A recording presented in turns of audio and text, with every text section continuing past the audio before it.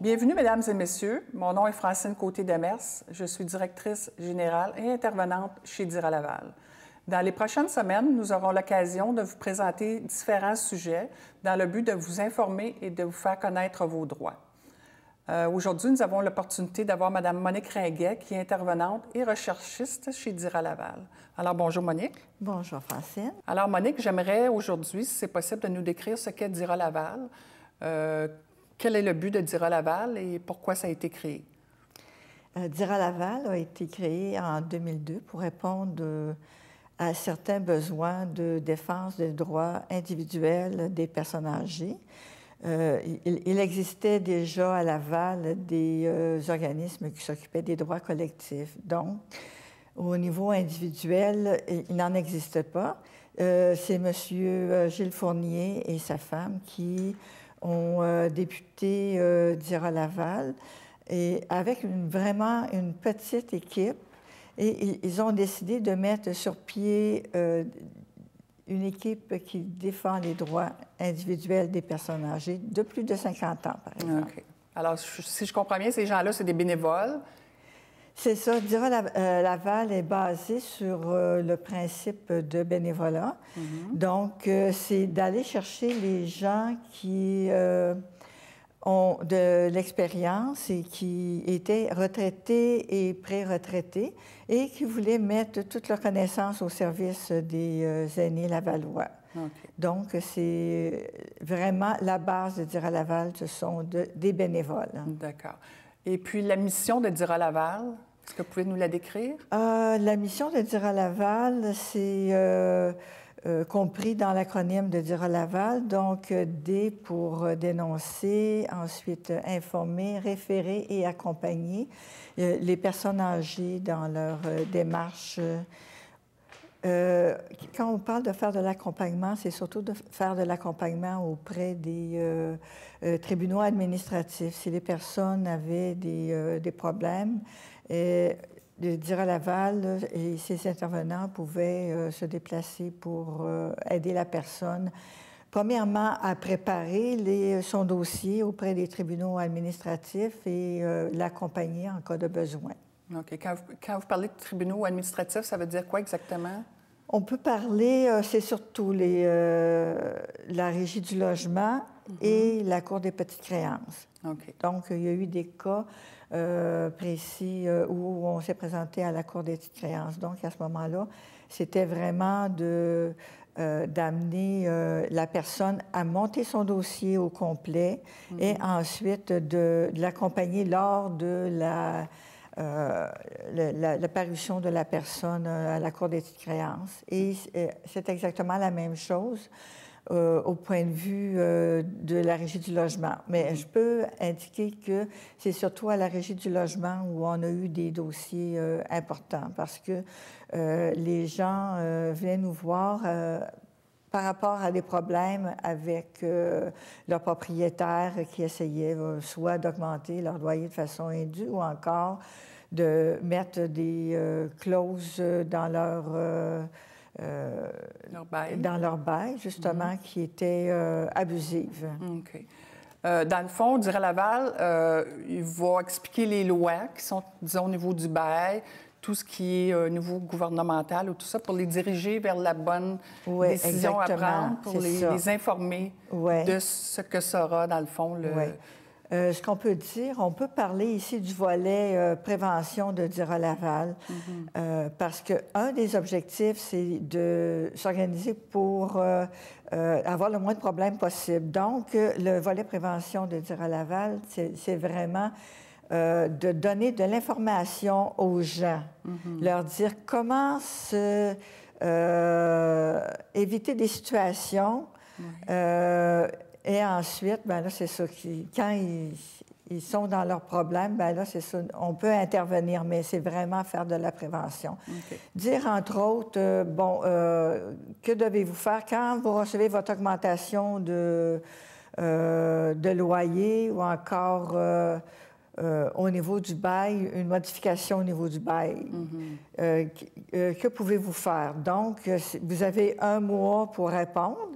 À ce moment-là, bien, analysez toutes les nouveautés qui ont été ajoutées au bail et à ce moment-là, si vous ne désirez pas signer, bon, il existe des façons de procéder.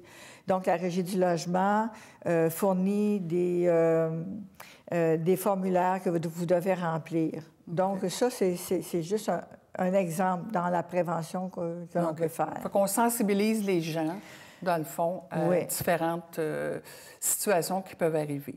Est-ce qu'il y a d'autres thèmes ou d'autres... les gens viennent voir, est-ce que c'est juste pour le logement ou il y a autre chose aussi qu'on peut les aider? Donc, si on continue sur le volet prévention, pour amener les gens à connaître leurs droits, Dira Laval présente des conférences. On a environ une cinquantaine de conférences par année qu'on donne soit dans des organismes à but non lucratif ou encore dans des résidences pour personnes âgées. Donc, à ce moment-là, il y a des thèmes bien précis. Ça peut être sur la procuration, le mandat en prévision d'inaptitude. Ça peut être, on a une conférence qui s'intitule « Franck et sa procuration ». Donc, ce sont toutes des situations que les gens peuvent vivre et on les amène à discuter de ces problématiques-là. D'accord. Les abus financiers, la fraude, les conflits familiaux, il y a beaucoup de choses aussi qui font partie de cette... Donc, ça fait vraiment partie du volet prévention. Donner de l'information aux gens. Et ensuite, quand les gens sont vraiment pris dans différentes situations, donc là, ils peuvent nous appeler. On reçoit les gens en individuel. Donc, la majorité du temps, les gens peuvent se déplacer et ils peuvent venir à nos bureaux, donc on les reçoit. Dans certaines circonstances, on peut aussi se déplacer. On a des intervenants qui peuvent se déplacer justement pour... aller chez les personnes âgées et puis leur fournir les informations dont ils ont besoin. OK. Et puis, habituellement, ça fonctionne, les gens appellent au bureau. Peut-être expliquer le fonctionnement de comment les gens peuvent... La façon dont ça fonctionne, c'est que, bon, quand une personne appelle, habituellement, dans un délai de 48 heures, elle a une réponse. Donc, si c'est un dossier au niveau de l'intervention, disons que ça peut être un peu plus long. Notre réceptionniste demande à la personne de lui laisser ses coordonnées et elle lui demande d'écrire un peu la situation. Donc, à ce moment-là, une intervenante rappelle la personne et puis elle ouvre un dossier, puis elle lui explique, la personne qui a un problème lui explique toute sa problématique. Mais d'un autre côté aussi, c'est qu'on a des personnes qui appellent juste pour avoir certaines informations. Donc là, à ce moment-là, c'est vraiment plus rapide. Donc,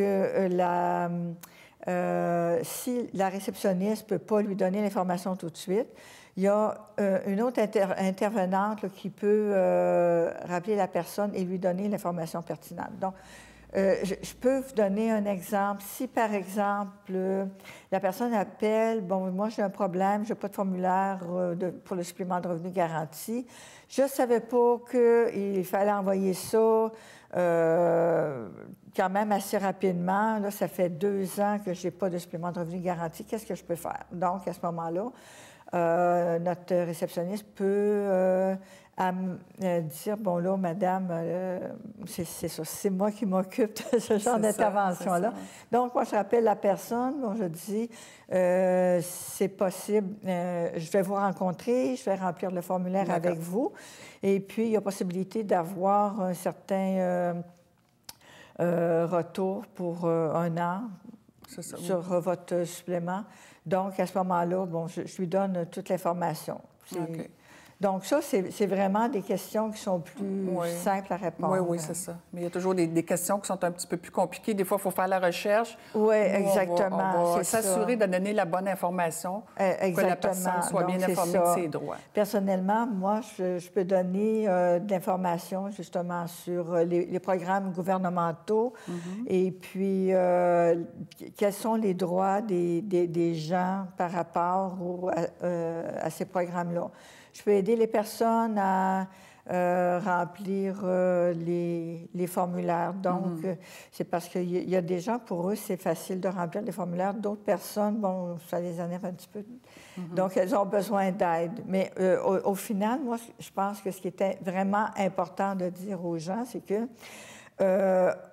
notre objectif, c'est d'aider les personnes âgées, mais ce n'est pas d'agir à leur place et de faire les choses à leur place, parce qu'on ne veut pas que les personnes âgées deviennent dépendantes de Dira ou de qui que ce soit. Exact. Vous voulez qu'ils gardent leur indépendance. Exactement, c'est ça. Fait que dans le fond, c'est de leur fournir les bons outils.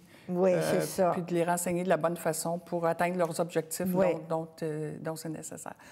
Alors, il y a différentes problématiques qu'on va parler dans les prochaines semaines, différents sujets.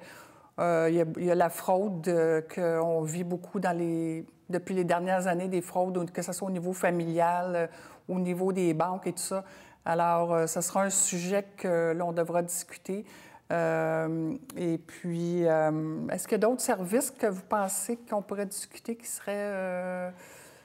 Donc, on peut parler de fraude et d'exploitation financière. Oui, ça aussi, oui. Comme je disais tout à l'heure, on peut parler de procuration, de mandat en prévision d'inaptitude. Les gens, souvent, ne font pas la distinction entre la procuration, le mandat en prévision d'inaptitude. C'est quand est-ce que je fais un mandat en prévision d'inaptitude, quand je fais une procuration. Et ensuite, il y a beaucoup de confusion par rapport au degré d'inaptitude. Il y a des gens qui arrivent qui disent « Bien, moi, ma mère est inapte. » Là, on peut leur demander est-ce qu'elle a signé un mandat en prévision d'inaptitude? Ben non, mais elle est inapte. Ouais, donc, mais c'est vraiment de leur faire comprendre que il faut qu'il y ait premièrement une procuration, il faut qu'elle fasse signer un mandat en prévision d'inaptitude. Puis, si la personne est inapte, à ce moment-là, elle ne peut pas signer de mandat en prévision d'inaptitude. C'est pour ça qu'on pose la question, est-ce qu'elle est vraiment inapte? Parce qu'à ce moment-là, les démarches sont différentes. Donc, si la personne est inapte, qu'elle n'a rien signé, donc il faut aller devant le tribunal, devant le juge, puis que c'est ça. La semaine prochaine, d'ailleurs, notre sujet serait le mandat en prévision d'inaptitude. Je crois que c'est un sujet que les gens vont apprendre beaucoup. Et puis, ça sera M. Leclerc qui sera notre conférencier lors de cette semaine pour le mandat. Alors, nous prenons une petite pause et nous serons de retour dans quelques instants. Maintenant que nous avons fait le tour, Monique, je crois que ce serait important de démontrer aux gens, en expliquant un cas, la façon dont Dira Laval intervient lors de cas il y a des cas qui sont très problématiques. Alors, je vais faire la démonstration d'un cas qu'on a vécu. Et puis, je pense que ce sera la façon de pouvoir expliquer vraiment notre fonctionnement. Alors, un jour au bureau, on a eu un appel d'une travailleuse sociale qui m'a téléphoné et qui m'a demandé de l'aide parce qu'il y avait une dame qui était abusée par sa fille. Alors, je vais expliquer un petit peu le cheminement du cas. C'est que la fille avait réussi à faire signer des papiers à sa mère pour transférer la maison au nom de la dame à sa fille pour $1. Oh là. Alors, sans raison vraiment valable, parce qu'il n'y avait pas vraiment de raison valable. Alors, déjà là, il y avait une espèce de cas d'abus. Alors, puis par la suite, il y a eu d'autres problématiques qui sont arrivées, mais on va commencer par le début qui était ça. Alors, moi, je suis arrivée chez la dame. J'ai commencé à parler avec elle. Elle me disait qu'elle voulait revoir sa maison, puis que ça avait été une entente qui avait été faite juste pour un certain temps pour que sa fille puisse prendre un certain montant sur une hypothèque pour l'aider financièrement. Finalement, c'était ça la raison pourquoi elle l'avait fait. Alors là, elle m'a dit, je veux revoir ma maison parce qu'elle avait passé devant le notaire et tout ça, mais ça n'avait pas été spécifié.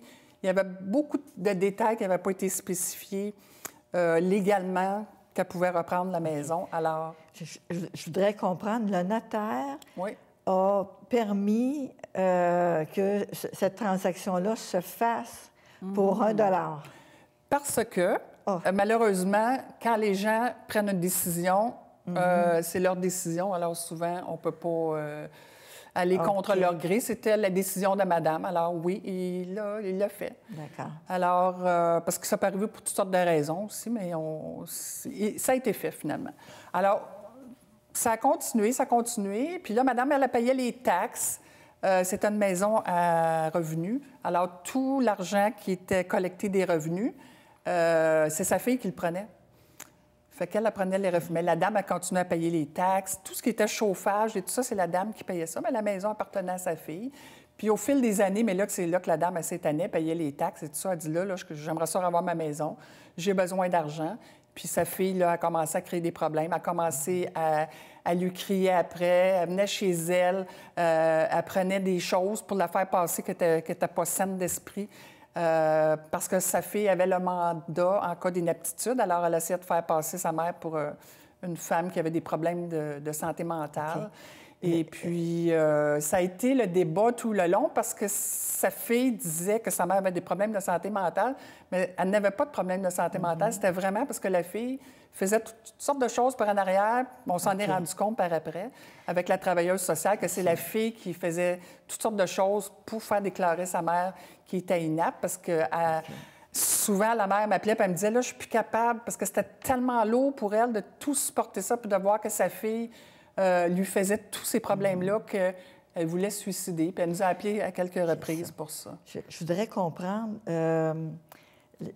finalement, d'où la mère tirait ses revenus si elle n'avait pas l'argent des loyers. Elle prenait ça sur sa pension. Exactement. De sécurité de la vieillesse. Oui. Et puis, c'est elle qui payait les dépenses pour faire les réparations. Exactement, exactement. Puis son mari était décédé, puis elle avait une assurance, fait qu'elle avait quand même de l'argent à la banque. OK.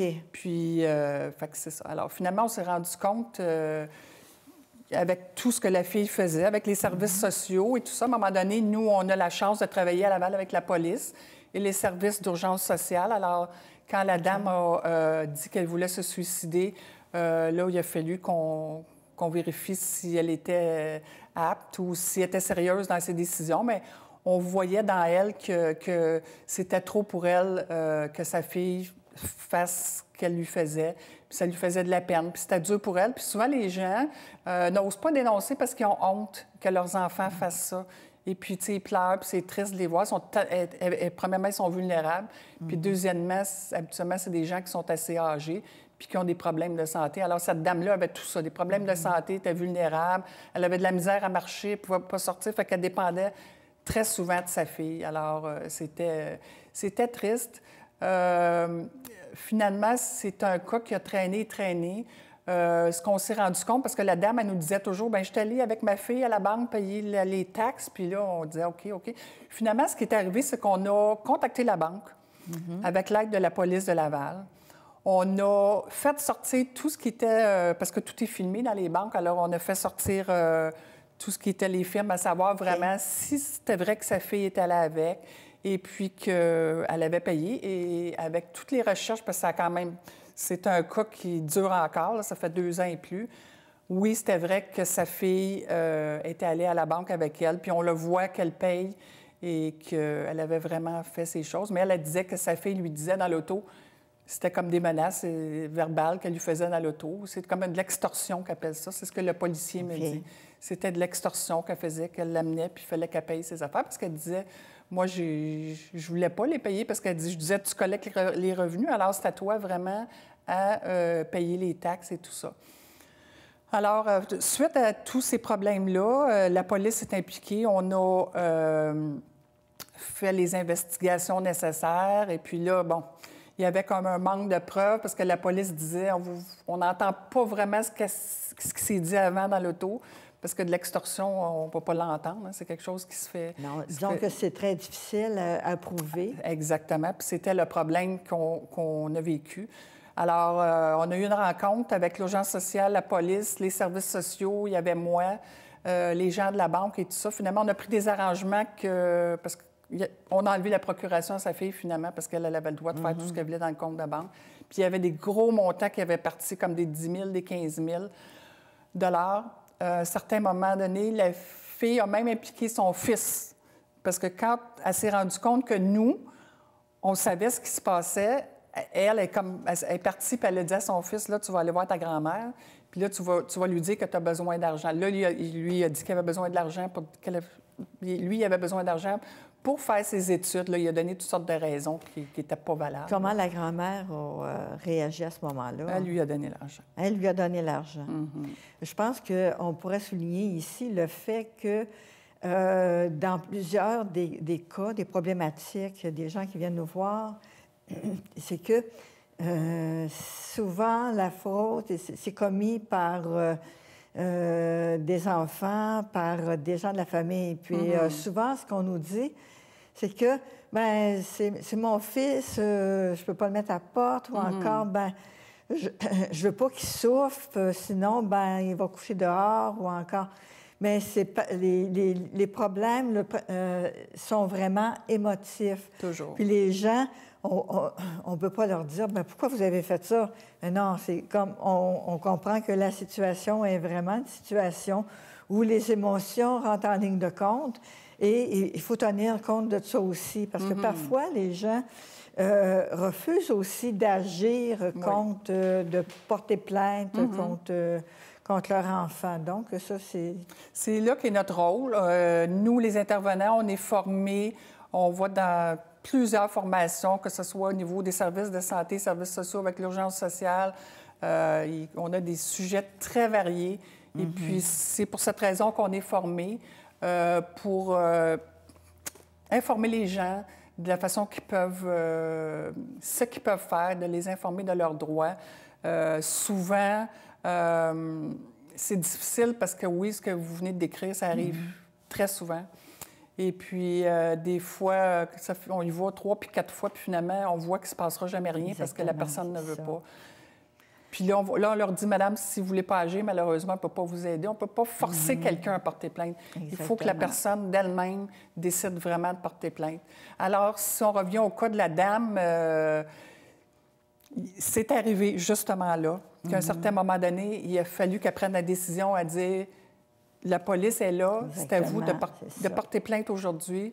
Votre fille, parce qu'avec, à force de fouiller, on s'est rendu compte que oui, finalement, il y avait eu des problèmes, il y avait eu de la fraude. Et puis, ça a pris du temps et du temps et du temps. Elle ne voulait pas, parce que là, elle savait que finalement, au bout du compte, elle aurait un dossier à la police, puis ça la dérangeait beaucoup. Alors, ce qu'on a fait, parce que la fille a quand même continué à créer des problèmes avec sa mère, là, puis là, il y avait le fils, là, c'était rendu que le mari et toute la famille était impliquée là-dedans. On a décidé d'appeler aux droits de la personne. Okay, alors, les droits de la personne vont aider les gens quand ils voient qu'ils sont victimes comme ça d'abus. Et là, c'était comme passer les limites d'un petit peu tout le monde. Alors, le gouvernement sont capables de s'ingérer dans les dossiers, puis d'aller directement et puis de régler des problèmes. Alors, c'est ce qui est arrivé. Et puis, c'est des tribunaux administratifs qui vont analyser les situations. Ils ont fait des investigations dans le dossier à savoir si vraiment il y avait eu de l'abus et de la fraude. Et puis, suite à ça, la fille va être... Là, le dossier n'est pas terminé, mais là, c'est rendu à ce niveau-là de l'analyse du dossier. Okay. Moi, je crois vraiment que ce dossier-là a été un dossier où est-ce qu'on a vu le travail qu'on a en collaboration, qu'on a tout eu ensemble. Ça a commencé avec les services sociaux qui nous ont téléphoné. Ouais, ensuite, on a eu l'urgence sociale, on a eu la police, on a eu la banque, les droits de la personne. Ça, c'est un dossier qui a vraiment... nécessiter la collaboration de tout le monde parce que, naturellement, on est plein d'organismes ou d'agences, tout le monde qui sont impliqués là-dedans. Chacun, on a nos mandats. On se doit de se limiter à ce que sont nos mandats. Et puis, des fois, nous, on ne peut pas aller plus loin que ce qu'on a comme mandat. Alors, il faut qu'on implique d'autres gens. Mais ce qu'il y a de bien ici à Laval, c'est que notre système communautaire est incroyable parce qu'on peut vraiment prendre un dossier puis le travailler avec tout le monde et puis d'arriver à être capable d'arriver à nos objectifs. Je pense que c'est ça qui est fantastique. Je pense que c'est ce qui fait aussi la force de Dira Laval. Oui. Et puis, bien, c'est ça. Comme on peut mentionner que nos services sont gratuits aussi. Oui, oui. Ça, c'est... Et confidentiel. Et très, très confidentiel. C'est ça, exactement. C'est ça, exactement. Parce que s'il y a des gens... Moi, j'ai déjà eu quelqu'un qui voulait savoir « qu'est-ce qui arrive avec la voisine et tout ça? » C'est vraiment là, quelque chose dont on ne parle pas du tout. Non, là. non. Alors, durant les prochaines semaines, on parlera de différents sujets, que ce soit des mandats en prévision d'inaptitude, les procurations, les arrangements funéraires. On aura vraiment des sujets variés qui vont vraiment informer les aînés et puis leur faire connaître leurs droits. Je pense que c'est la mission de notre organisme. Et puis, on est tous des gens dévoués qu'on connaît notre matière. Alors, Exactement. on est là vraiment pour les informer puis les aider. Puis, c'est notre objectif. On pourrait parler de nos sources de financement aussi. Très parce important. Que, nous sommes un organisme à but non lucratif. Oui. Donc, disons que l'argent vient en partie de l'agence. De l'Agence de la santé et des services sociaux de Laval. Oui. Et ça, c'est ce qui nous permet, au fond, d'avoir... de survivre dans le système. Oui. Et on a d'autres petits projets dont on fait des campagnes de financement. Un tournoi de golf. Le tournoi de golf, c'est quelque chose qui est très important, qu'on fait habituellement en début du mois de juin. Alors, merci beaucoup, Monique, de ta participation. Est-ce que ce serait possible pour toi de donner les coordonnées de Dira Laval? Bien sûr. Il faudrait, par exemple, spécifier que les gens ne peuvent pas venir chez Dira sans rendez-vous. Donc, le principal, c'est de prendre un rendez-vous. Nous sommes situés au 1450 boulevard P10, c'est le bureau 217 à Laval. Pour nous joindre, le numéro de téléphone, c'est le 450-681-8813. Vous pouvez trouver tout ce que Dira Laval fait sur notre site Internet, le www.dira-laval.ca. On a aussi un site Internet pour un bottin de référence qui est le www.infoaînélaval.qc.ca. Donc, ce qui est à retenir, c'est notre numéro de téléphone, 450-681-8813. Parfait. Merci, Monique. Et merci, mesdames et messieurs, et à la semaine prochaine.